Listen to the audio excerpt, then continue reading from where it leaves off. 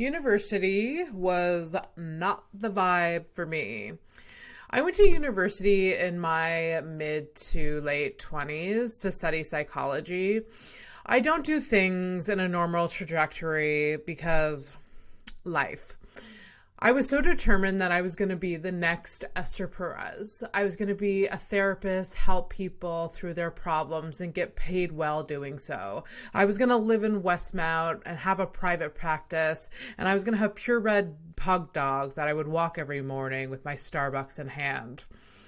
Obviously, things didn't go as planned. Again, life. By year 2 of university, it was clear to me that I was not in it for the long haul. I was determined to finish my degree, however, that I started, but academia was not for me. And the life of a psychologist, for the most part, looks like school for the rest of your life. Does that sound like a fever dream or nightmare to you? Well, it did for me. Do you ever have one of those dreams where you're back in high school as an adult and there's a sheer panic in you and you don't know how you got there or how to get out? Well, that's what university felt like for me.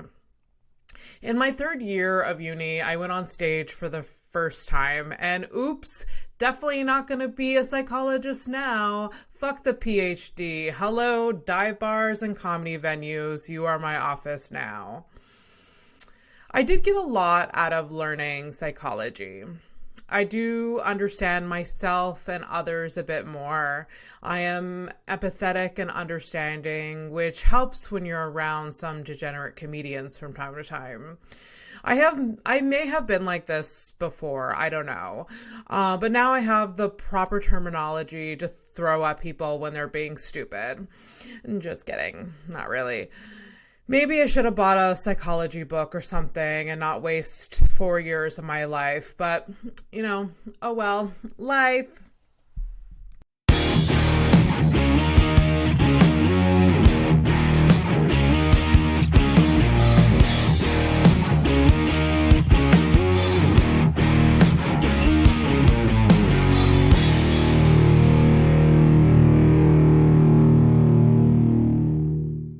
Welcome to House of Stone, the podcast where everyone has a story and we get into the nitty-gritty of it all. Today, I have a wonderful guest, Sara Quinn. Hey, thanks for having me. No problem. I'm so excited to have you. I've been wanting to have you as a guest for so long. Sorry. Can I interrupt? Yes. I've been wanting to be a guest for so long, Really? but I don't know how to ask for things. So it was like highlight of my week when I got the message from Abby and from you. Yeah. So I don't know how to ask for things either. I don't including guests on this podcast. I'm like, you think they want to? Is it weird? Please, everybody, ask me to do things. I'm just craving acceptance, and I don't know how to ask for it. I know. I get it. It's relatable. So relatable. Okay, so we'll start with intro, I always just do. Interrupted you. This is why I don't get asked to do podcasts. You've been on lots of podcasts. No, I know. I also have more of a structure than other podcasts, so it kind of maybe throws people. I don't know. I'm a very organized person. I need structure. I'm very disorganized, but I need people to create structure for me. So this is good. I'm very type A. We can talk about that later. All right. So Sara Quinn is a comedian, writer, and doctor of social psychology. Performing stand-up across North America, she was named a young gun of comedy by the Comedy Nest here in Montreal and was selected to be part of the world-famous Comedy Store in Los Angeles elite development system. She has been featured as a performer for Off-JFL's Zoofest, Laval Laughs Festival, Montreal Sketchfest, Montreal Fringe Fest, and a bunch of different things, including Comiccon. I can go on forever. Sara was a person that hosted my first open mic I ever did, and it's been wonderful getting to know her ever since. I admire her profound joke writing style and skill. Please welcome Sara to House of Stone. Oh, thank you. That was so nice. Aw. I'm like embarrassed by my like bio, but then you made it nice and not. Why you You made me embarrassed? sound better than I am. I'm like I almost like There are myself so now. many good things there. Aw. There's Thank so many you. good things. No, I that's why I always ask for someone's bio, because I want to make sure people get to know the guest and all their, accomplishments. And I mean, the Montreal, the Comedy Store is such a big one. That was a fun one. Yeah. That one I'm proud of. But Yeah, you should be. I mean, no one in Montreal has at all got close to that, right? I mean, I feel like or a even lot. I feel like a tried. lot of them could, like, it's just it's opportunity. It's Yeah. being there. It's being seen by the right people, and Yeah, there are enough comics in the city that are just as good as like anybody at the store. But it's just having opportunity. For the listeners that don't know about the Comedy Store, it's a famous comedy store in LA, and they have a system where like if you become one of their regulars, then you like kind of move up. There's like this development. I wasn't a paid regular. My Yes. name is not on the wall. It's the development system. So it's like, opening weekends at the Nest. Yeah. So it's like they're trying to like hone talent. It's like this is the next generation. Yeah. The idea is then eventually you become a paid regular there. Yeah. But then sometimes you have to go back to Canada because there's a global pandemic. Yeah, so it's unfortunate. Sometimes that happens. Sometimes that happens. And then you realize I don't have health insurance. I'm not rich. I don't think maybe I'm afraid to live in the US, but it's a little bit scary. Yeah, it's a little bit scary. Whether you have insurance or not, whether it's a pandemic or not, it's a bit intimidating, I find, to make that move. But you did, and we'll get into that later. I want to talk about all of that, all comedy stuff. But the theme today is psychology, because Sarah and I have something in common. We both studied psychology. She's a doctor. I gave up. I did study psychology for many, many years. I don't have a doctorate in psychology. But I'm poor. Like, I feel like maybe I should have quit a little sooner. Did it help me? I mean, yes, you can say that you have a doctorate in... So you can just be pretentious, but have, like, nothing to show for it. I mean, that's enough. Okay. I don't know. It's worth it. Okay. I have, like, a bachelor's in psychology. why would I listen to somebody with just a bachelor? I know. Like, Most people I know don't even have a high school diploma. Like, It's almost embarrassing that I said I studied psychology because I just have a bachelor's. Like, it's not embarrassing. It's embarrassing to think that things like that matter. Do not feel embarrassed. So psychology, you studied it for many years. How many years did you study it for? Oh God. Like how many years did I do my PhD or how many I years? don't like. So did you? Well, I moved to Montreal in 2010 for like a joint master's PhD program. Okay. And I took as long as possible because I'm a little ADHD and didn't know, undiagnosed until after. And that was after you got your degree. Yeah. So that was. So I mean, that's why then you should it be was very proud. That's why it wasn't difficult to write it, but it was really difficult to like do the paperwork to submit it. It was like the difficult things came easy, and the easy things were incredibly difficult. You just flew through your. So that was had an incredibly messy apartment for many. Just my life was. Did you study psychology as like your undergrad? Okay. I majored in Okay. psychology at U of T in Toronto, and then came to McGill for joint master's PhD. And so I mean, I feel like I was probably like it was there were gaps in between. Like I took like a year off, but like probably like 15 years. 15 years. No, less than 15. I think I'm counting also now. Because I do like I tutor psych. I'm still very truly, if anybody from McGill is watching this, truly am trying to publish my thesis, but I've been living out of a suitcase. I've been quasi-homeless. I had all of my data on a drive, like I lost all of my computer and my parents. Like it's been it's life is almost finally. Are they waiting for something? I don't know how. We're trying. I've been like. I had some time earlier this year. It's just been and I found a place to live, and I've got some of my stuff back, and it's coming together, and I know, and it's my life is Yes. My life has been chaotic for a long time. It's been interesting. Maybe not chaotic. It's been eventful and interesting and spicy. Spicy? Yes. Wait, what have you heard? Not OnlyFans spicy, just like... You know, life what adding... drugs were I on? And now I don't remember. Like, just life adding some pepper into the mix. Okay. Or, like, you know, not too spicy, just like, you know... Just the right. This is interesting. What is that? Like a Taco Bell, like, fire sauce. Where yes. You're like, it's the spiciest of Taco Bell, but it's not really. It's not. It's tomato sauce. That's like my, like, live, laugh, love pillow. Is like the, like, inspirational quotes on the Taco Bell hot sauce package. I haven't actually probably read one. I know that they're there. I collect them. I have, like, one of each. And I don't want to use it. Really? Can you, like, regurgitate, like, one of them? What do they say? A lot of them are, like, really, they're, like, sassy. I think there's one that's just is, like, marry me. And there's, like, like, I don't, like, you can't I don't know. I've got a picture. I have a picture. Do you want me to go into my phone and find? Sure. No. I need to know. Afterwards, you can show me, or I'll, like, Google it and then, like, add things to, like the video or something. Like, I know, like, I've probably eaten a Taco Bell all of, like, 3 times. Like, they're not in Quebec anymore. They're not in Quebec, and the first time that I ate there, I thought it was really gross. And this is, like, I really like... I'm, like, suddenly judging you. You're like, she was one of my favorites in the scene, but... You're getting on my list of people to cancel. No. I don't know. There was something about whatever I ordered. I ordered some burrito. And it was just not... But you're vegan, right? Or is this pre-vegan? Yes. This is pre-vegan, pre-vegetarian. And it was not... whatever I ordered, I don't know what it was. It was just not good. And I don't think they have... Now, I don't think they have anything that I could eat because it's all cheese.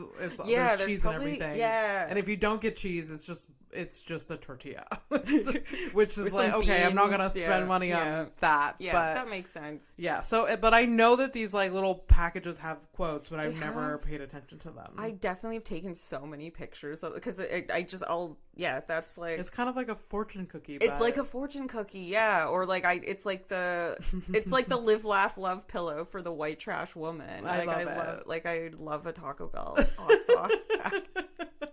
What's your order at Taco Bell? Oh man, it depends. It really does. Like, we get them to sponsor us. You get just I like the regular soft taco. They've got this like spicy or not spicy, cheesy beef burrito and it's cheap. It's like one of the cheaper items and it's really good. And I mean, I don't think I've ever had anything at Taco Bell I don't like. So. Really?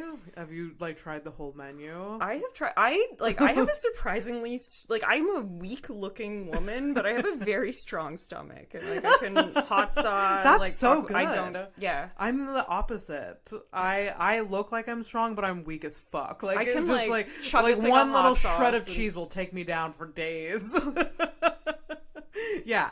So the vegan thing is not that difficult for you. No, it wasn't. It almost wasn't a choice. It was I haven't eaten dairy in like 10 plus years because it was just not a choice. Yeah, my mom is like that. Yeah. I used to love cheese. Like when I first moved from like the small town where I grew up in, I think because I was living I was in Seychelles, living for the first time away from my parents in a city that had takeout. I think I ate pizza every single day for 2 years. And I used to love cheese. And then my body was like, yeah, we're going to take away something you love because you're so sad. That's like one of my biggest fears is like, because my mom used to eat dairy, and then I think when she was like 50 she became lactose intolerant. I'm like, what if it happens? It's a very natural thing though for humans to like kind of just develop an intolerance for it because we're not really made to like digest it forever. Like mammals are most mammals only consume like milk at like infancy, so I think it's normal. But then there's now pills. People take pills. Do they work? I've never tried them. Okay. Oh, you can't now. I can, I guess. If I was like, because I'm not gonna like I don't really care that much about cows to like be like, yeah, animal rights. I just, no, I don't. Like, I call myself a vegan or vegetarian, but I don't subscribe to, I don't eat meat. I like have a hard line of that, but I don't like shout it from the rooftops for sure. No, because like radical vegans are the worst. I said it. If you're listening, I said it. They're the worst. And like Mike and I have gone to like vegan events because they have those. It's really strange, but we basically go for the discount food or like samples. But radical vegans are like intense. I feel like radical anything. It's absolutely gotta be a little open to other sides of things. Yeah. And like Mike has this really funny story about performing at like a like an animal rights protest where like they had all this like imagery on this like projected on this like TV about like, you know, just like awful animal stuff that was just like you can use your imagination. And then so they were like chanting and like ranting and they're like, and then so they had all of this images like happening and then they're like, well, I hope you're ready for some comedy. And then they pull Mike Mayo up on stage and then he has to like recover and then they never take the imagery down. He's just saying jokes. He's trying. Oh, they like, got the pig. yeah, and that's the most horrendous thing. But they didn't even. I don't know why. I mean, he got paid to do it, so I guess that's why he said yes. But like, terrible. Anyways, back to psychology. Why did you choose to study psychology? I mean, I think I found it interesting. I was always equally drawn to kind of the like arts and sciences where I like math, but I liked English, creative writing, and psychology seemed like maybe a compromise where you can be kind of creative coming up with research ideas and how to operationalize those ideas. But then you're also it's a lot of statistics as well. And my mom had studied like my mom had like she went to university when she was a bit older and then got pregnant with me and never finished, so and it was kind of, and like, and you know, she was like, either I could go or I could save this money so my daughter could go. So then it was kind of like, oh, I'll get the degree and I'll be the first person in my family to get a degree. And nice. And I liked it, and I had like good professors at U of T, and I liked their research, and I studied, and if you've ever seen my comedy, you'll probably know that I'm like drawn to kind of like dark, depressing things. Not because I like them, but I think it makes me feel better about those things. So like I was really interested. I studied like rejection and attachment, the need to belong. Like what happened? One of my questions was like, what was your specialization? 'Cause I knew it before, like, but rejection's such an interesting. Yeah, I feel like I have bullied kid energy still. Like you awkward redhead. I was you are a bully energy? No, like I was bullied as a kid energy, and sometimes as an adult. Why not? That's fine. I get it.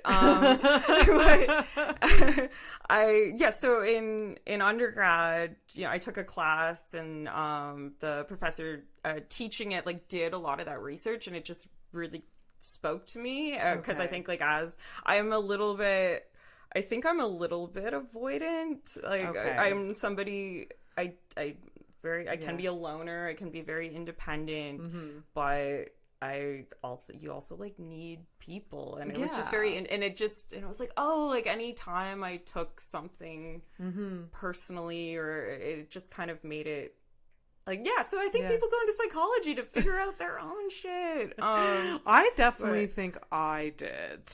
I was like kind of confused of what I wanted to study, and like the intro to psychology course was the only one in like CEGEP that like intrigued me, and that I like, so I sort of like did a lot of psychology classes in CEGEP. And I was like, well, let's just like continue doing this, I guess, because it's also like, what are we supposed to do? We don't know nobody taught me how to get a job and still, like, if anybody has any notes. I don't know like I don't know how, like, and then I did stage up, then I took a break, and then I went back and studied psychology at Concordia, but even then, like in my, like I thought I was making a good decision. I'm like, I'm an adult, I know what I'm doing, I'm choosing a degree, and now it was like, to me, I'm like, okay, I didn't know what I was doing. Like I didn't really make fully the right choice of like what I should have studied. I don't know. I don't know how like 18-year-olds are deciding like, oh, I'm going to go and I'm going to do a minor in this and a major in this. Like, I don't know how they're choosing. And yeah, I didn't do any clinical psychology. There wasn't a clinical program at U of T, and it's super competitive to get into clinical, and I had no background in it, so it wasn't something I even thought about. It was like, oh, that's the thing that does lead to a job. Yes. But research. But then also I'm like, I think you know, there's not enough access to mental health care, and it's too expensive. And, and I'm like, maybe I don't know if I can help people in a cheaper way, but I fully thought that I was going to be a clinical psychologist when I was like 18, studying psychology in Dawson College, which is just like an extended version of high school.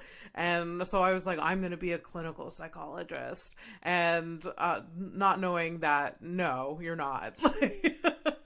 Absolutely, no, you're not. So it is very competitive. Even the research side of psychology is very competitive, I find. Like, how was your experience like in academia and in the research? I like doing research. I think I came into it, so I knew nothing about, like, my mom went to university for a couple years, like a little bit before I was born. But other than that, I didn't know any adults like growing up that were academics or went to university. That just like wasn't the world I came from. So I always thought that doing like grad school was for rich people, and you just had to have so much. I didn't realize it was funded. Like, I didn't decide to even go into graduate school until my final year of undergrad, when I was like, wait, we get paid to do this? I'm like, whoa, I get paid to go to school? That's so cool. But I didn't know that either. When I was like, I knew nothing about it. And I feel like that was like my first couple years of graduate school was really just learning what graduate school was. And I didn't go in with a ton of research experience, because I was just trying to, like, I was also like minoring in like English like I was just trying to take, I was always just, I'm such a nerd. I like pretty much everything in school, nothing practical. I'm book smart, everything else redacted. I won't say the word. So I went into graduate school with not a ton of research experience, and I love the research process, but I feel like that for me, graduate school, the first couple years was really just learning. And there's a lot, you have to be very self-motivated and self-structured. I was motivated but not structured, and it's, you know, a lot of, and when you don't know what you're doing, and then the whole like ADHD thing on top of it, and so it was a big ball of chaos, but I enjoyed what I studied, and I feel like being back here. So we talked a little bit about the Comedy Store. I left and thought I was going to have a very different life, and then ended up back here and living in my old neighborhood again, doing some kind of like psychology stuff, kind of have my old life back, but I don't really have my research back. And so I feel like I definitely, sometimes I sit and I look at some of the choices I've made. I'm like, oh, I'm just like trying. I just want a project. Like, I mean, it's really fun to have a project. Like, it gives you structure. Like, I mean, this podcast is a project all in itself, and so it like just gives you something. It's good to have like a goal and has like a start, middle, and end. But I feel like when you're drawn to like darkness and rejection, like sometimes I feel like people will like, maybe I'll be talking to somebody and they'll confide in me and they'll say something like, oh, you know, a way they were hurt, and I'm like, oh, tell me more. And it's like, and I'm like, no, I'm not happy about. Like, tell I feel like I've your seen trauma. myself, and I'm like, no. It's very sad to me, and that's why I make jokes about dark things, because sometimes I'll laugh or smile when I hear something that upsets me. It's just a natural response. Or two, I'm actually like, oh my god, can I like, do you want to fill out a personality test? Can I collect some data? So I apologize if I've ever seemed happy about anybody's trauma before. I mean, I feel like it's very human to be like drawn to just like, okay, tell me more. It's kind of like gossip, like yeah, that. Like, why do you do what you do? Yeah, it's almost like gossip. It's just like, I guess. I was talking to a friend who was like telling me about like a girl he had like dated who was kind of like crazy, and I'm like, oh, tell me more. And he's like, oh, you want to gossip? I'm like, no, I'm trying to like diagnose her with something. I'm trying to see if it's an attachment disorder, which I can speak to, or if it's borderline personality disorder, which I don't feel qualified to speak to. I'm just excited now. I'm taking notes. Just excited to like diagnose people for sure. Do you find, since you've been educated in psychology, you can diagnose people? No, well, because again, I'm not clinical. I feel like there's certain things, like I feel like we probably have like attachment stuff. Yeah. Or sometimes I'll like to think I understand why people are doing the things that they're doing, but that, but I don't have all the information. Kind of helps about having a degree in psychology. I'll never diagnose anyone, but it just helps me navigate the world and understand people a little bit more, and almost have a little bit more compassion. And 100%. For people. We're like, you're not like, I've seen people like, they're interacting and like people are like writing them off, and it's just like, no, they're having like a little bit of a crisis right now, or like, like I can see why this is triggering because XYZ. So it's very helpful, I find. So there's you can see somebody who maybe seems to do something terrible, and then you find out what led to that, and you're like, oh, you're actually behaving better than my own research would predict. You're way above average. Like, all is forgiven. Like, absolutely. But then, do you ever find that you will put up with maybe things that you shouldn't because you're so empathetic? Like, I was just gonna ask you that. 100%. 100%. And like, yes, absolutely. Just like I should not be this patient. Like, the average person should not have, like, experience 100 of more of these things with this individual. I've taken it so far where somebody can be like actively hurting me, and I'm like, I'm enjoying this because this validates my own research, and I feel very smart, and like my degree wasn't useless. Like, so it's like, bring it on, bitch. But it's like, no, I have to not.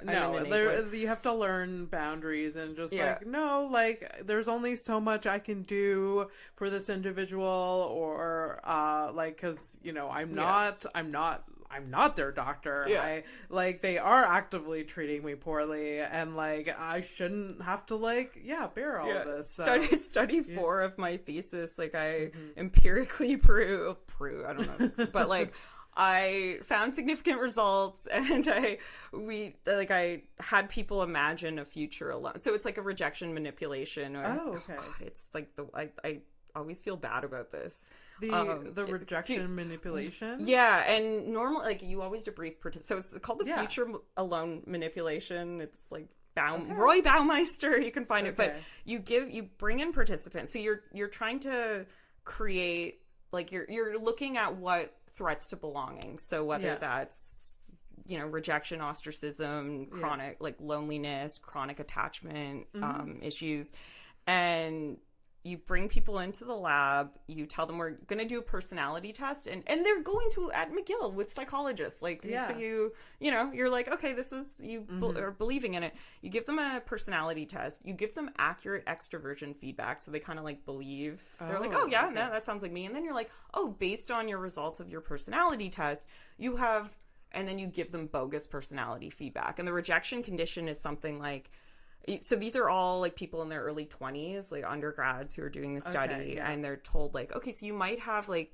good friends and relationships now, but as you grow older, you're gonna find these relationships like dwindling away, and you kind of basically are like, you tell them in bad words, news. Like, you're gonna die alone because of who you are fundamentally. You will die alone. You will die alone.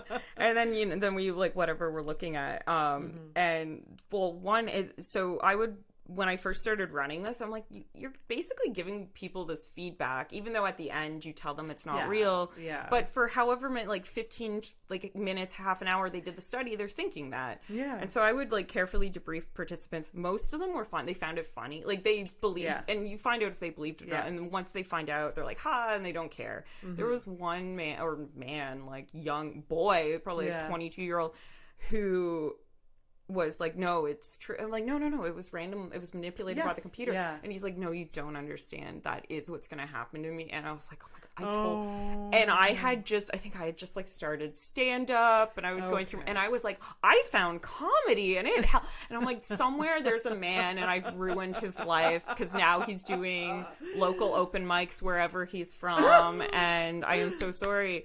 But yeah, and then the other feedback condition, the acceptance one, is you tell them the opposite. You say, oh, based on your personality, you're going to have like such fulfilling relationships like throughout the lifetime. Because you always like compare but then you have to, at the end of the study, you have to tell like, people this actually wasn't true. It probably is true. It might be. It might be, yeah. But yeah, and then you have like a control. Yeah, the opposite, I don't know if it's better to like trick, like, I know, I would them feel up that to them, actually be like, was well, the worst. I'd be like, I think it's probably is true. Yeah. But technically I have to tell you that it's just computer manipulated. But then we did creativity studies, and like I empirically found that imagining a future alone makes people more creative. So isn't that wow? So I think imagining a future alone makes you more creative. So if there's any comedians watching, if I've ever made you feel bad or rejected, I'm just trying to help your comedy.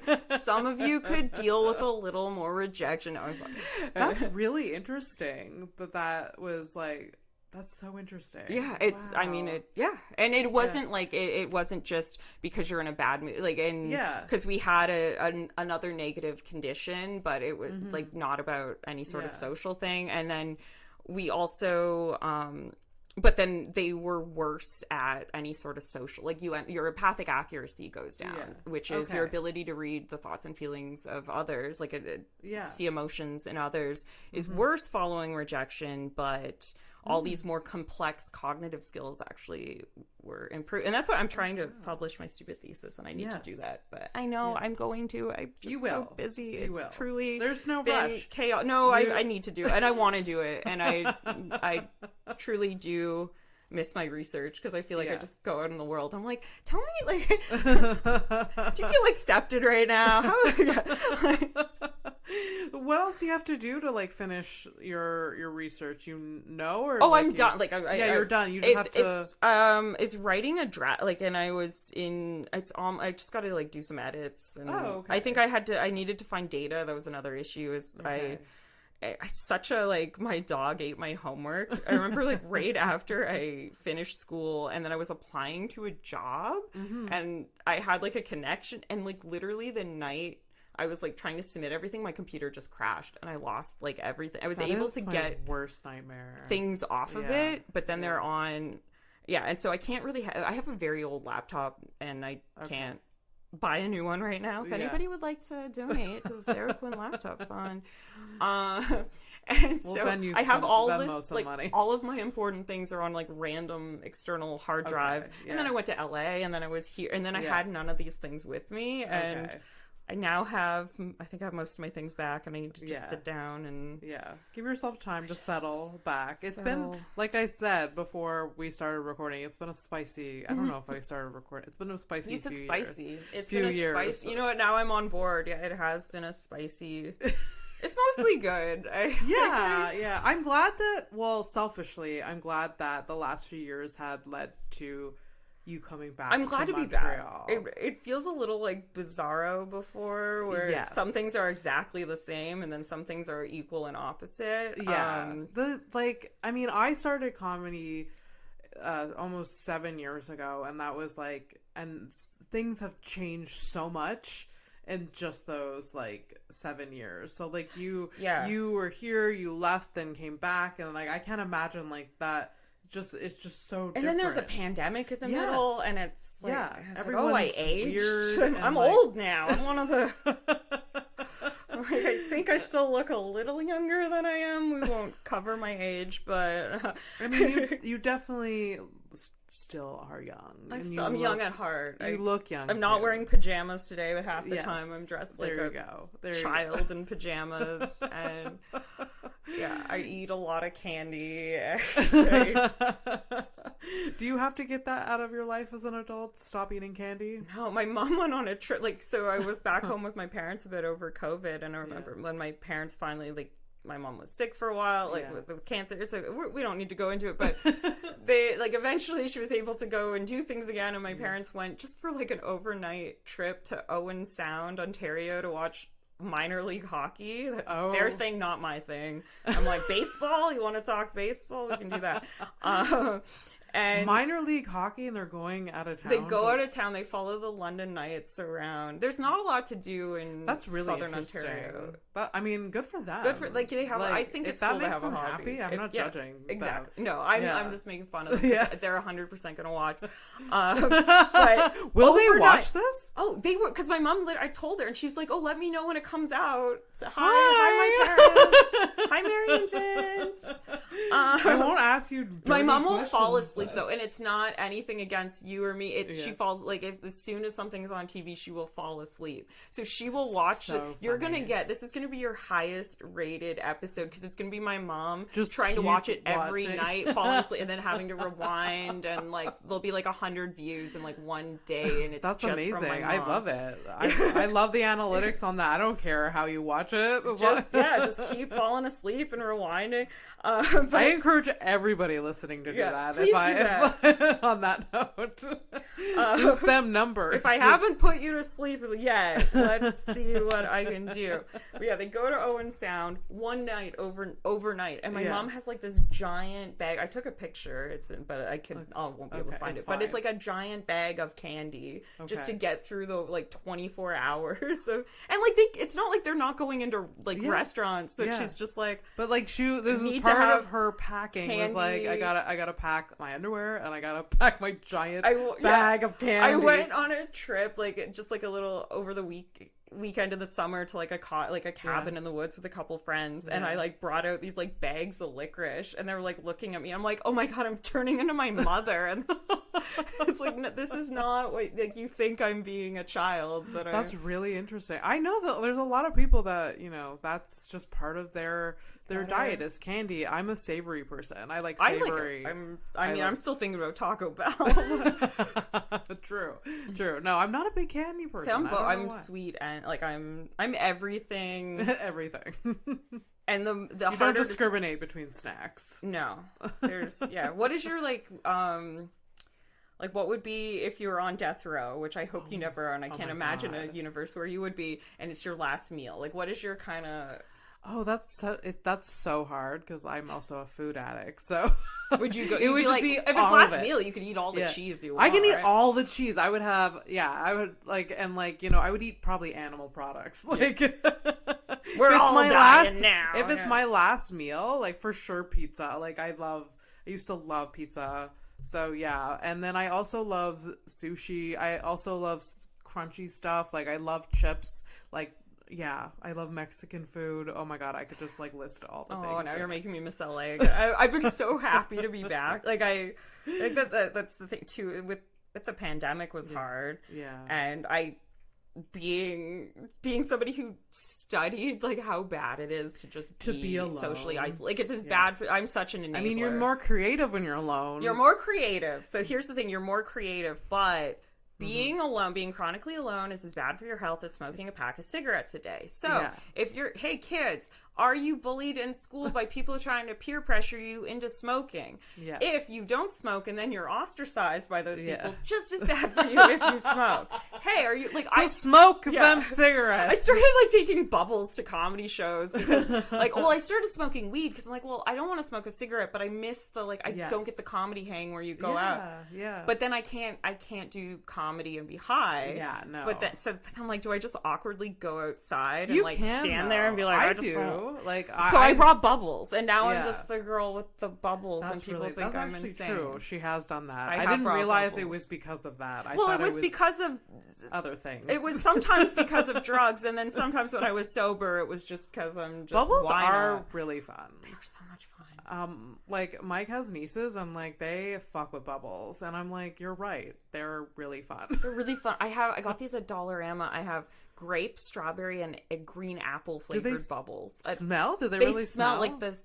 Oh, but I feel like once you blow them, you don't smell it. You just smell it. But remember scented like markers, like felt pens? Yeah. Do you remember the stickers and the scratches? Yes, the scratch stickers. Oh my god, there was something about the purple felt marker that smelled so good. It smelled like grape. When I was a kid, at Christmas, like one year at Christmas, my purple felt marker died, and I still had like markers, and I specifically asked Santa, I want a purple marker, just one, and Santa bought me a whole new pack of markers, and I cried. Like, I was so ungrateful, but it wasn't, I get that, but it was that I wasn't listened to. It was like, it was like cried this, in a bad way. No, I was upset. I was like, I wanted a purple marker. One. It was like, I didn't need this. So one, I it's don't a want waste. a second orange. Two, no one's using orange. Yeah. Now that I'm older, feel free to buy me all the gifts, even things I don't ask for. Really it's fine. funny. I appreciate it. But That's as a 3-year-old, I was cute. like, this is not, I didn't need this. Yeah. I only needed You just didn't one know marker, that you had to buy a purple pack. It would be so amazing though if Santa he exists. if Santa or she, why not? They just gave you that one and then stashed away the others in that pack. That would have been amazing. I know. That would have been like, Santa, are you falling asleep right now, or are you listening? Take note. Yes, that's amazing. Christmas is coming up. No, we don't normally even do get. I'm gonna get you a single. Oh my god. Do they? Do they still sell those smelly markers? I think they do. They better. I will find something on like Etsy that's like someone selling this like from the 90s like scented felt markers. Oh my god. I love it so much. I feel like we're not even talking about psychology. It's fine. We're talking about my childhood trauma, which is very much psychology related, and it's when I didn't get where attachment my parents didn't listen to me. This is where attachment styles start. This is why I'm avoidant. Yes. This is why. I definitely have some Santa trauma. Just like, I wanted this, but I didn't get it. But look, it's not trauma now, but definitely when you're little. When you're little, everything is such trauma. a big deal. It's such a huge deal. Like, oh my gosh. Yeah. Anyways, my mom was very good at Christmas. Now that like Christmas is coming, she fucking knocked it out the park.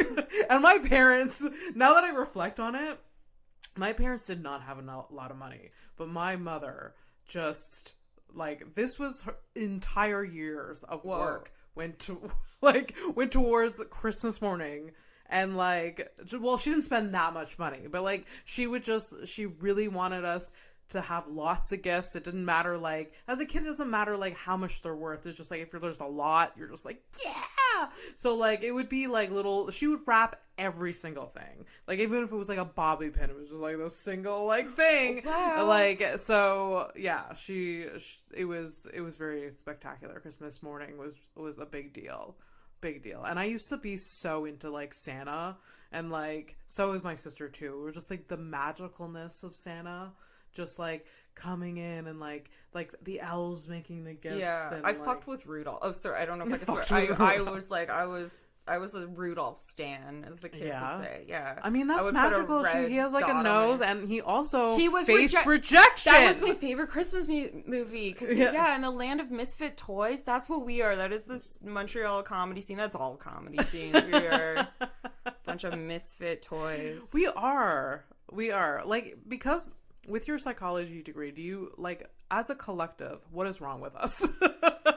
I mean, honestly, so I used to not talk a lot about because I felt weird about, and again, I don't come from some, like, pretentious academic, like, I'm just a simple, like, blue-collar, small town, I mean, I'm from London, but my parents are small-town people. I just feel like I don't fit the mold maybe of like what you think of like a PhD, and so I used to not really talk about it too much, and then I was also like, nobody is gonna find this relatable, and then the second I start telling people about it's like so many people are everyone I've talked to has some just wants to belong, and for different reasons, right? Some people, it's like maybe they weren't even, maybe nothing happened, but it's just all different degrees of that. And definitely when you start, there's something in you that draws you to the stage that like you're just like, I want to be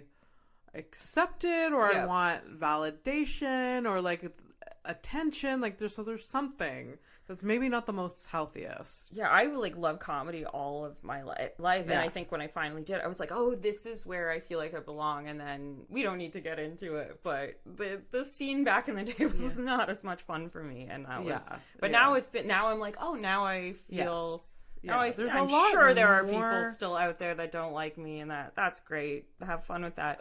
But mostly I find the scene very, and it's not good for everyone. So I'm sorry if it's not good. If you feel bullied or bad, like truly send me a message and we can talk, because I hate hearing stuff like that. It's my least favorite thing.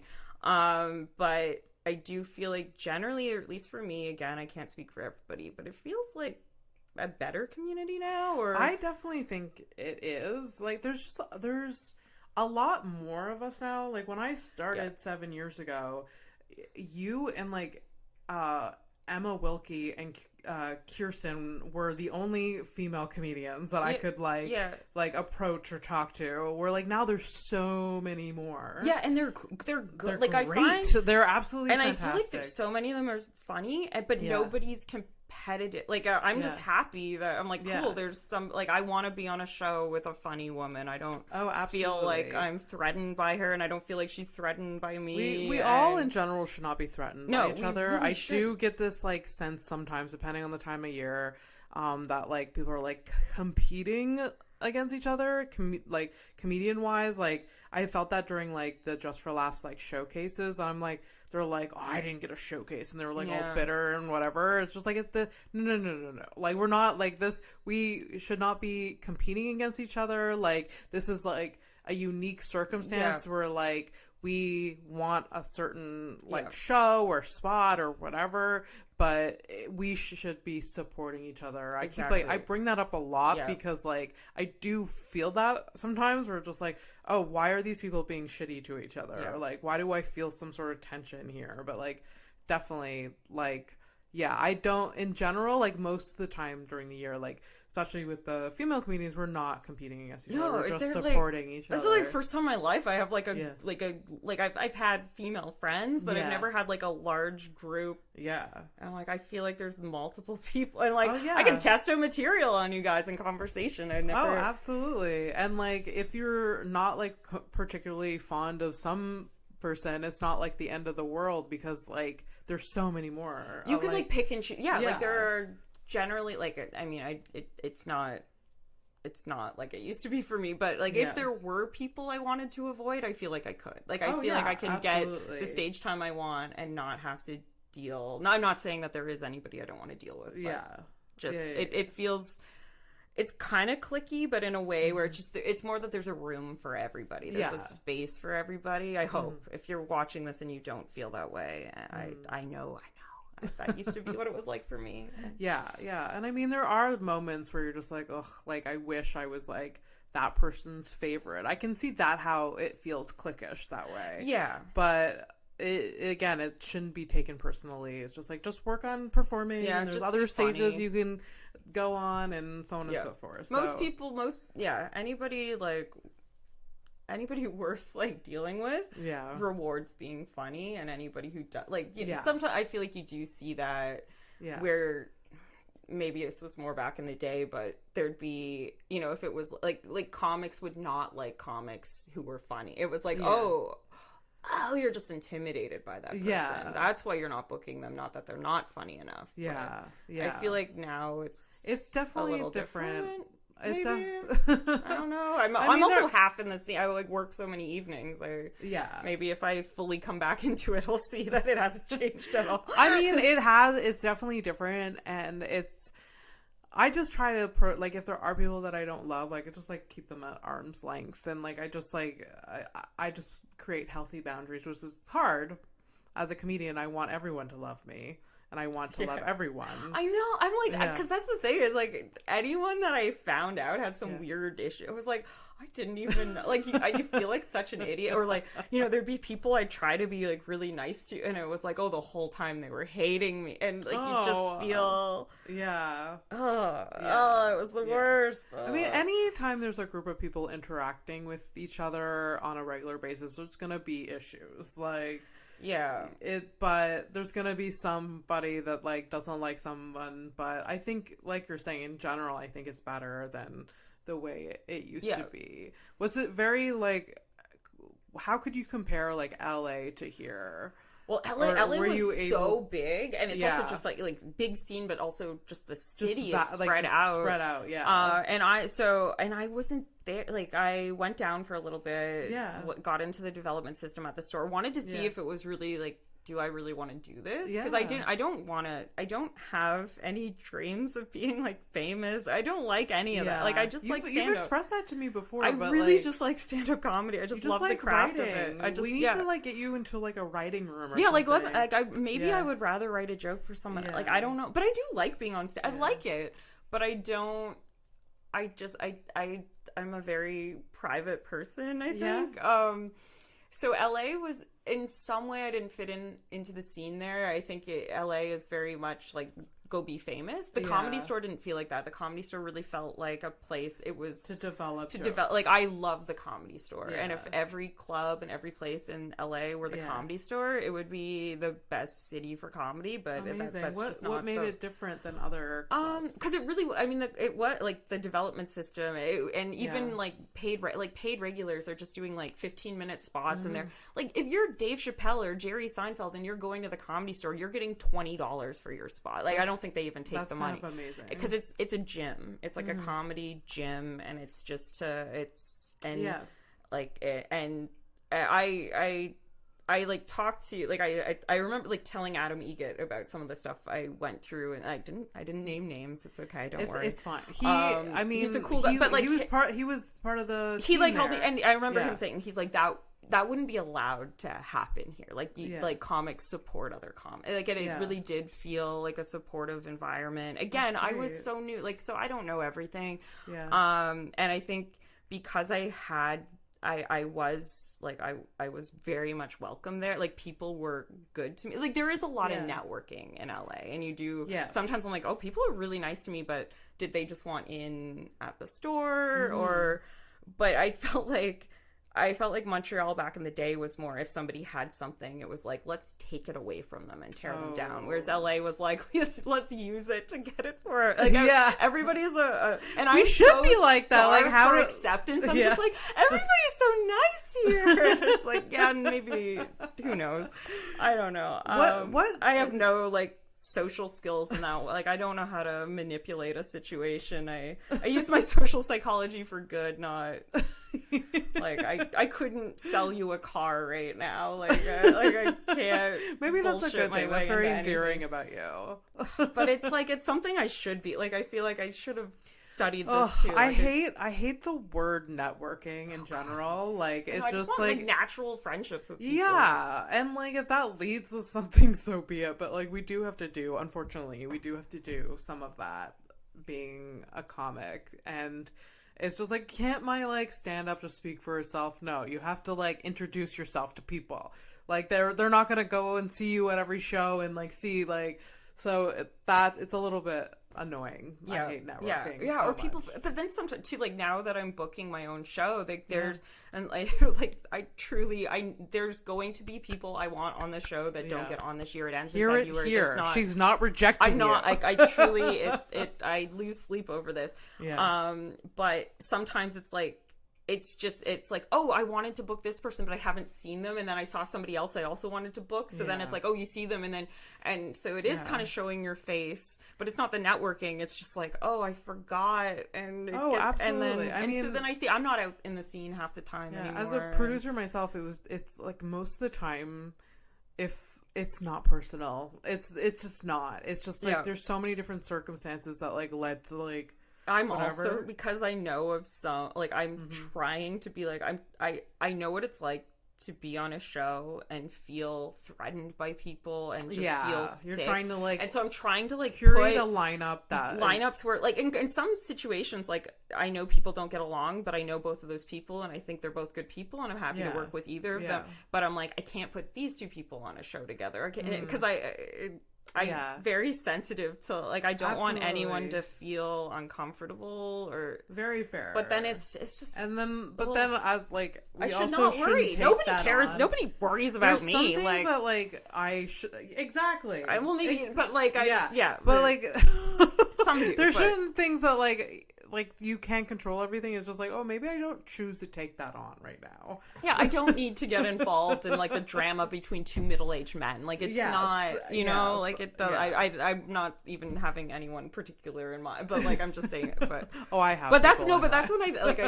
like the comedy gang wars. You know, oh like my god, it's like the nerdiest gang. Like the nerdiest. It's like you're gonna be dead just in the same way actual gang wars are with the shoot, but you're just gonna have a heart attack before 40. Like it's not.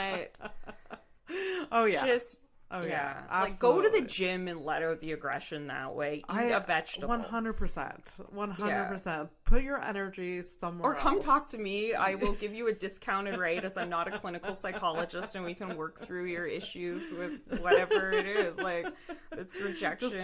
Just buy Sarah a coffee and she'll listen. Yeah, a sandwich. Buy me a sandwich. Or a green tea. A green tea. I do love a coffee, but then sometimes it makes me anxious. It depends on how messed up you are. Can I drink coffee around you? Am I gonna get too anxious? Oh, absolutely. What led to you like making like the trip down to LA? So that's a big step, I find. Yeah, well, right? You just finished school, from what I remember. Yeah, a month after I defended my thesis, I was kind of That's the thing, is I didn't really know what I was going to do. I like research. I felt like doing a postdoc wasn't realistic in that I'm like, I don't know. I don't have the publications. I don't know if I'm going to get a postdoc or I'm not going to get one somewhere I want to live. Like you don't have a lot of choice about where you live. And then you might just go for a year or two and then have to go somewhere else. And a lot of times it's in a different country. And I know I now ended up just living in a different country for a year or two. But I was trying to avoid that because I don't have a lot of money. I'm like, I don't want to have to get rid of all my stuff. Because you can't bring it to a different country and then you might have to move again. And I was like, and postdocs often don't. I knew at McGill, like when I was at McGill, it's probably different now, but it was like you had $20,000 a year as your funding. And I able to, at least back in the day in Montreal, you could live on that.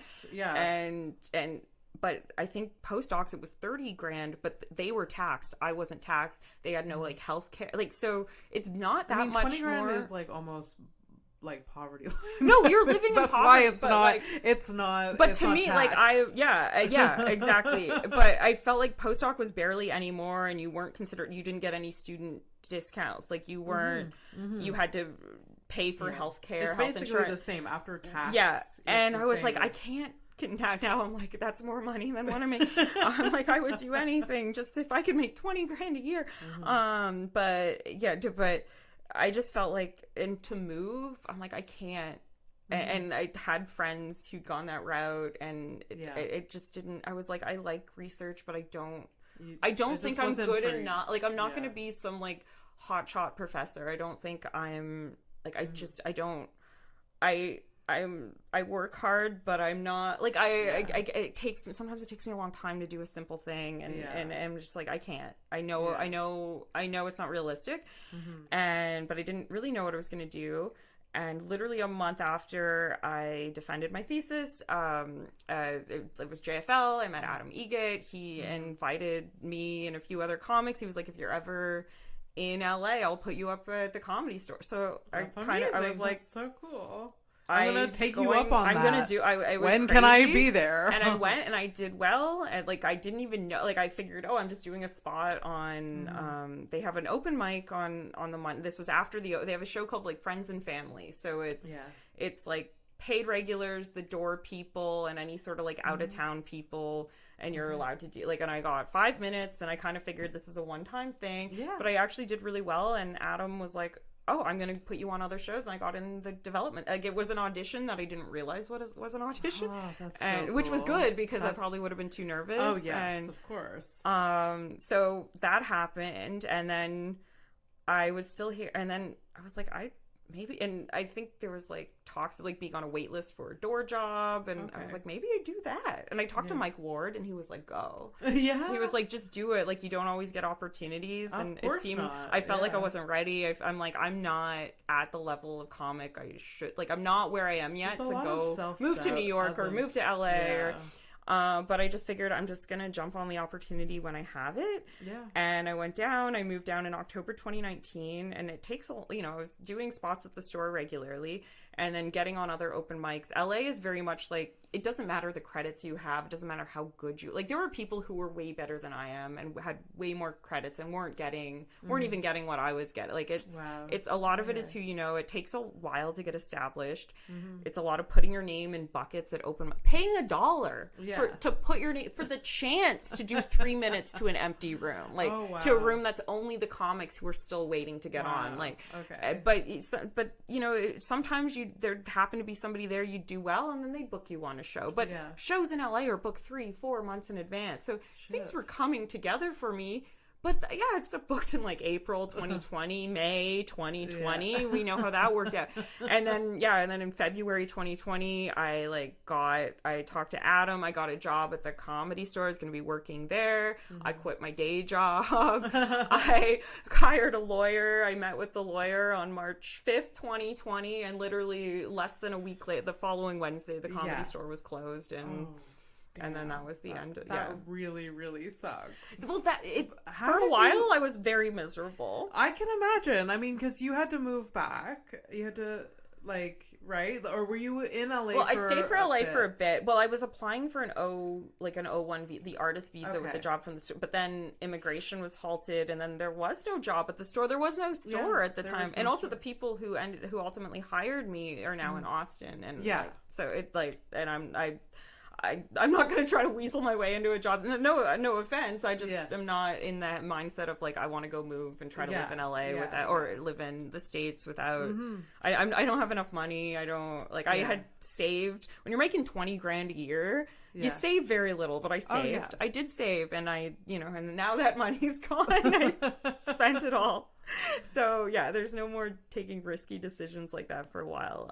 I mean, I'm glad that you did. I'm glad I did it. And the thing is that I was kind of like, I wasn't thrilled when I came back, but then with COVID, my mom got really sick. I thought my mom was going to die. She didn't. And I think you start realizing what you truly appreciate. And I had so much time alone. And I know a lot of people did during the pandemic, but I think I went over a year without seeing any friend in person. I only have one friend that lives in London still. And so I just don't, I left. I kind of didn't really stay in touch with a lot of people, or a lot of people don't live there. And actually my friend who lives in London wasn't living in London for much. She moved back. So I went a long time without seeing anyone other than my parents. Then my mom got really sick. So I thought maybe I could come up to Montreal when things were opening up, but then my mom had to have surgery and it kept getting delayed, and we had to quarantine before. So it was just a long time of being completely alone other than my parents. Yeah. And then I realized, I left Montreal. I remember the night before my thesis was due, some stuff, I won't go into it, but I had to rewrite my thesis acknowledgement section. I had thanked the Montreal Comedy, and then I took that out and I named people individually, and I had some not nice things. There's some of you that still owe me an apology, and you really need to hear my side of things. But it's not what you think. No, I feel like people believe a narrative that is not true at all. Yeah, and I can very much prove. But it was really rough for me, and I think I left Montreal just hating and never wanting to come back. But then I realized that there were actually things I really liked about it. And I started missing those things. And then I came back, and a lot of the bad stuff is kind of over. And now I feel like they're, it's not perfect. They're, people still have the capacity to hurt me or whatever. But things don't bug me as much as they used to, because I know what it's like to feel like you lost something, and it's like, I have my own space again, and I get to live in a fun neighborhood, and I have friends who live nearby, and I have friends who live on the other side of town, but I can still come visit you, and I'm actually happier now, I think, than I have I feel like myself, and I feel safe to be me. I mean it's such a cliche thing to say, but like things happen for a reason sometimes, and I don't think that's always the case, but you've lived life, and you're just you saw what you reflected in that year that you didn't talk to a single soul other than your mother eating candy, and or whatever. I got so depressed at one point. Trigger warning. I remember I had a day picked. So my mom had to have surgery, and it was and I figured it would be before September. But I was like, I didn't want to live it. I was like, I cannot. I need to die. But I'm like, I can't kill myself before my mom's surgery, because that might upset her, and then maybe she won't survive the surgery. So I remember being like, September, and she ended up having surgery the following week, but we didn't know yet. And this was in July, and I was like, okay, I'm going to keep myself alive until September 9th. I'm going to kill myself on September 9th, because my birthday's March 3rd, 3-3.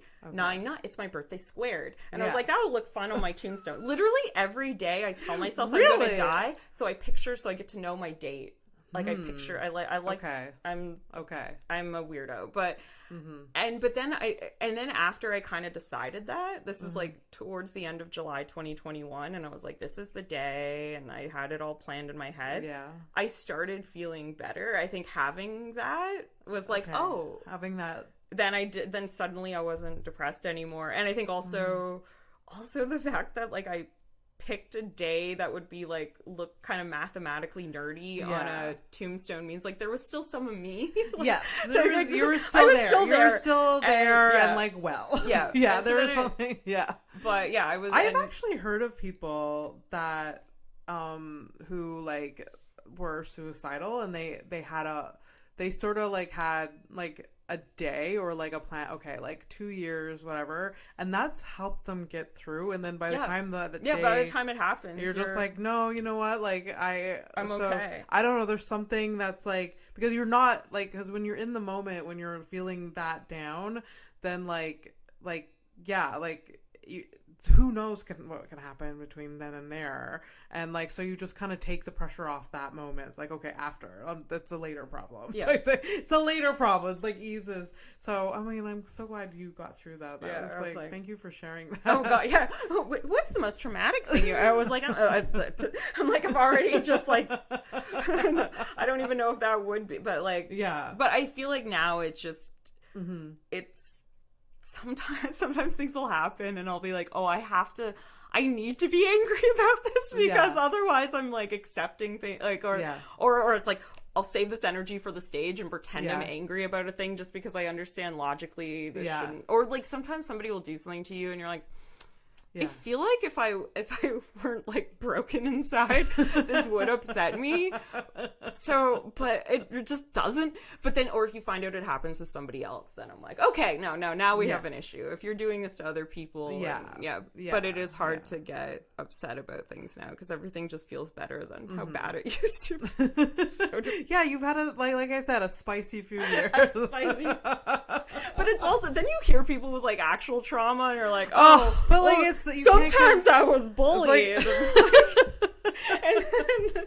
I know. There's always someone worse. I know. I get it, but doesn't mean my hurt doesn't hurt. You know? Yeah, exactly. Absolutely. Well, it's been an hour. It went so fast. I had so many other questions, but I guess God. I guess we'll just have to have you on again. I would love to. That's all. I mean, but we always end the podcast with 2 questions, and the 2 questions is, what is the hardest thing you've ever been through, and what are you most passionate about? Oh wow. Well, you may have answered one of them. I mean, I didn't go into so much detail. I mean, I feel like there was a series of COVID was hard, my mom having cancer was hard, and your mom is better. I'm glad to hear that. Feeling ostracized by the Montreal comedy community back in the day was hard, but mostly I'm okay. I was I wonder if I'm gonna tell like a whole story or just say something like silly. I feel like mostly what like now, like, like if you like do a totally legal drug and like I'm somebody that sometimes I can have a lot of fun when I do drugs, or sometimes you get obsessive. And so one of the like now, like if I'm in a bad mood, or like the thing you end up obsessing about when you're on a drug is not like the last thing I was so upset about is like silly. Like it really like the last time. It seems silly, or was it so like was it really like my bad? point is like I was debating. I'm like, do I well, we already ended up kind of going into a little bit of detail about actual trauma, but I'm like, do I just like talk about like the last time I like was upset about a thing because I'm not even saying it was recent. It was just like where like this is how much I don't care about all the bad stuff that had happened. The last thing I was like super angry about is, I don't know if you've ever had this. Have you ever slept with a man and then and then the next day he eats food and doesn't give you any? A man he ate a fucking sandwich in front of me. This was like way too long ago for me to still be upset about this. But this is where I can relate to the okay, go on. and like because I'm really bad at confrontation or like, and also like I'm so emotionally unavailable that it's even hard to admit that I'm angry about a sandwich. Or it's like what it implies, because if you say to somebody like, why aren't you buying me food, then they think like you like, and it's like no I really just want to know what this sandwich is. Well, I don't. It's insulting to me that you're thinking it's okay to eat this in front of me, and But mostly, I can go buy my own damn sandwich. But now I don't know like where you got it, what to order, and I feel like I don't even want to have this conversation with you. And like that was the thing. That was like when I did a very legal drug for one of the first times, and my mind just went somewhere, and I told this whole like, and I was like livid, and it did not happen recently enough for me to be. But that's, so you like, relived it. I relived it. I like, oh my, it was an adventure because there was a whole backstory. That's really funny. I was like, that was my trauma, and I was like, how dare you? That's and the I worst still thing. Not getting the sandwich. I think I have an idea. I think a friend of mine is like, I think I might know the place, and I'm like, I have not had this sandwich, but I just remember, I was like, it probably looks so good, and like the fact that he didn't offer to get you one makes it look even better. I'm thin, and that has some privileges, but then sometimes people will be like, you could stand to eat a sandwich. And I was like, there's a man not buying me sandwiches. Behind every thin woman, there's a man not buying her sandwiches. Don't judge people for what they look like. I feel like that's such a common, decent, like, it's just common decency to just be like, maybe I'm not using that phrase properly, but like, or just say like, look, I don't even have a lot of money. Are you and I only bought myself a sandwich, and I didn't buy you one. And I'd be like, you know what, that is fine. Just communicate, like, not so just that is so blatantly with the most amount of bullying me to suicide. I can forgive almost suicide. Like trying to take away my comedy career. I can forgive, but you eat a sandwich in front of me and don't offer me any, and that's so I'm gonna rude. Cancel you, bitch. No. That's so rude. Do you know what type of sandwich it was? Was it like? Do you remember? Like. There was meat and cheese on it, so okay. Abby, unfortunately... No, it's fine. I still need to know. It was like... Was it like a panini? Was it like... There's a bread... I think it was like a bread situation. Okay. Like a... Mainly bread situation.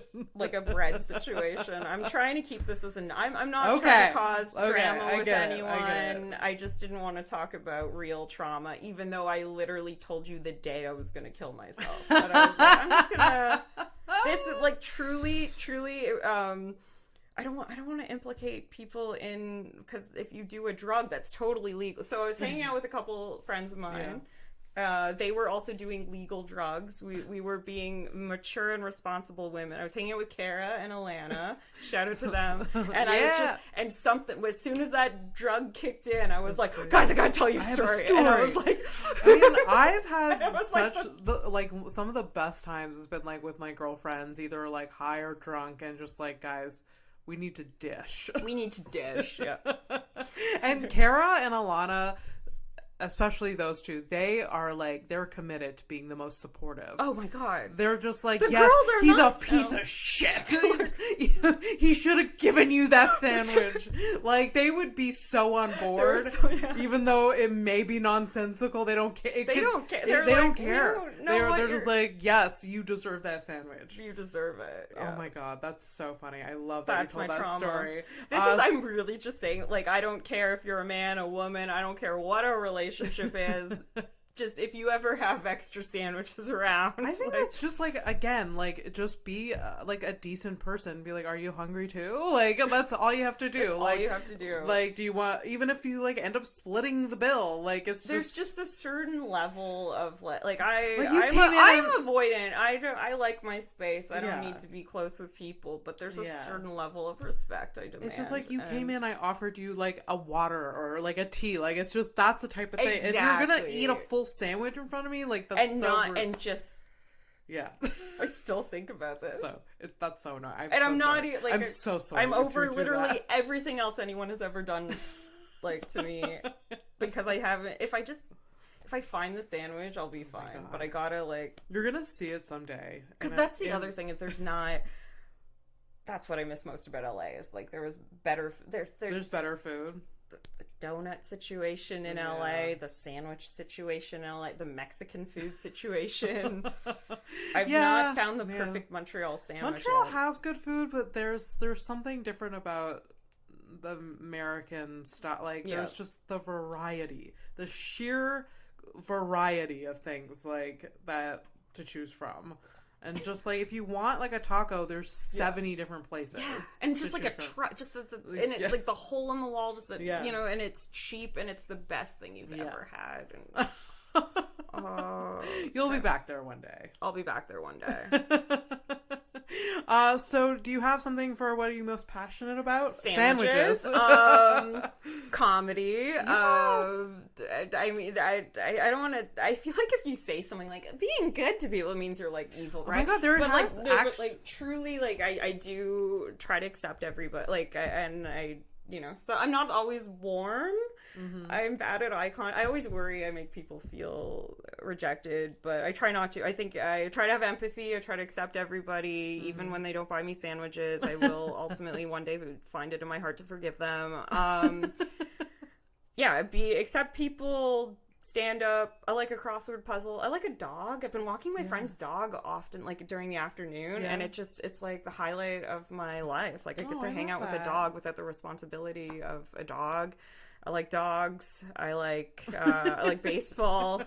I like feeling like I'm constant. Like, I think my attachment style is like 90s television. That's like what I was. I like feeling like my life is like something I would have watched as a kid in the 90s. I love that. That's so cool. That's why I like you're stand-up. Curating that. That's why I like stand-up so much. Because, like, you know, there's certain days of the week at certain times, you go to a certain place and you're going to see certain people. Yeah. And then you don't have to see them the rest of the week. Sitcom. And then you can go, it's like a sitcom. And I love You're that. passionate about making your life into a sitcom. I'm passionate and one day about that. You may, with your excellent writing skills. Oh. Yeah. I don't know. I'm passionate. I don't know. I'm just like... Man, I don't know. Figuring things out. Comedy, dogs, baseball, crosswords, be good to people, sandwiches. I love it. I feel like I'm forgetting something. Oh, I love a walk. That's why I like dog. I love just like walk like in LA during the pandemic. I'd walk like there was one day I did like 30 miles and then did oh my God, walked more than a marathon. Yeah, I'm insane. That's a lot. I'm insane. Yeah. Wow. Well, thank you so much for being here. You were such an amazing guest. Thanks for all of that. Everything. I am going to have a panic attack. I'm going to stop this recording and Sarah's going to apologize to me 70 times. But you have nothing to apologize for. This is an amazing episode. The only real people I were talking about were my parents. Everything else. Everything was fake. It's good. Especially the sandwich guy was fake. Yeah, no, that never happened. Before we wrap up, where can people find you online? If you want them to. No, that's okay. I'm just I am. Yeah, so in Instagram, I'm not the greatest at social media, but please find me. Instagram at Oh, and it's so I got my it's based on my Twitter, which I got before I went to graduate school. There used to be a show called Dr. Quinn, Medicine Woman. Yeah. I didn't think I'd ever be a doctor, so I made my Twitter Dr. Quinn. I barely use it, but DoctorQuinn. Yeah. And then I got my Instagram based on that, but then by that point I'm already in graduate school, and now I look like one of those pretentious dicks who's like, you gotta call me doctor. Please don't. But Instagram, Dr. DOCTOR Quinn, QUINN. You can find me there. And she runs a show at the end of the month so at Bishop and Bags called Bishop and Gags. It's a wonderful show that she's hosting now. Mondays, 9 p.m. Yes. Abby was just on. I would love to be like, Abby's on the next one. Abby it's quite possible she might be on shows in the future. I'm just not putting people's names on the poster twice. I'm not double booking anyone. But so new comedians every time. New comedians every time. If there happens to be drop-ins, I will try to accommodate. Yeah. All right. Awesome. Well, you can find me at AbbyPStone_MTL, HouseOfStone.com for all of the information there on this podcast, all the links to all the episodes. Like and subscribe. And thank you so much. Thank you. Thank you. Bye. Bye.